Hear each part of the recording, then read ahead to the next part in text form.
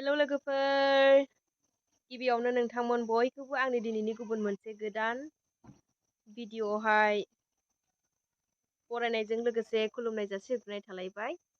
आसा खालामो नोंथांमोन बयबो आंनि दिनैनि गुबुन मोनसे गोदान ब्लगखौबो नायनानै सापर्ट खालामनानै होगोन होननानै, ओमफ्राय बेजों लोगोसे नायनानैहाय भिडिअ'खौहाय मोजां मोनोब्ला like comment and share subscribe खालामनानै होगोन होननानै।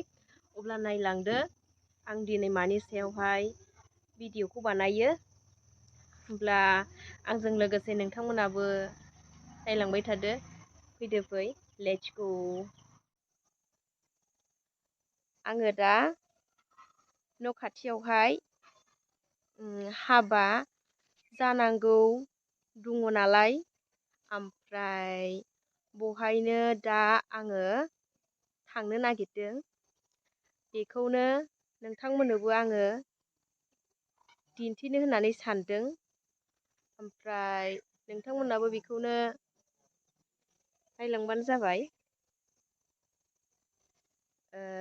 हाबाया गाबोनसो दे, दिनै नङा। ओमफ्राय आङो हाबानि थाखाय दिनैहाय मा साजायखो बेखौनो आंबो नायगोन, ओमफ्राय नोंथांमोननोबो शेयार खालामगोन। बेखौनो नोंथांमोना नायलांफाबानो जाबाय आंजों लोगोसे।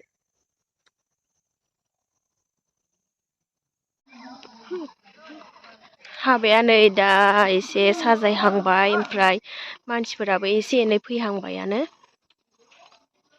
ओमफ्राय आंबो थांनानै हाबनानै नायनोसै।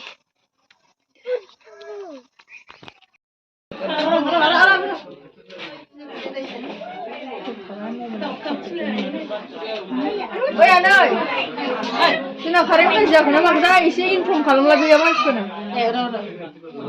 बेलुनखौ बेखौबो सुनायखौ बोरै मोनो? बेलुन गैला ना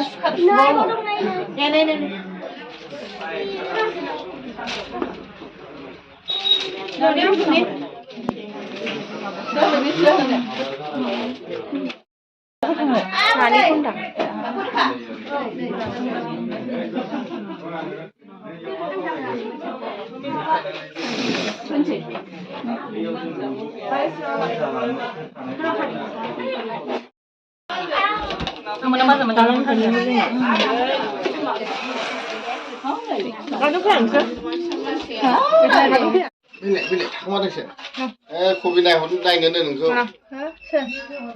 एलै बाथाबारि बासुगाव लागोन बेलुनसो नांगौ जायो बेनो। आङो आखिनायखौ जा साइज मोनबावदोंसो, रानबा साबसिन नुबावगोनसो ना। आखिनायखौ साइज नुबाय